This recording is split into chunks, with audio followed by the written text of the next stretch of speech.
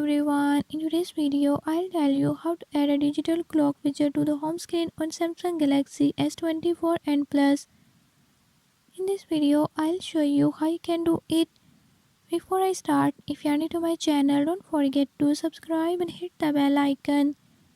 Watch complete video and learn how you can do it. Let's watch the video.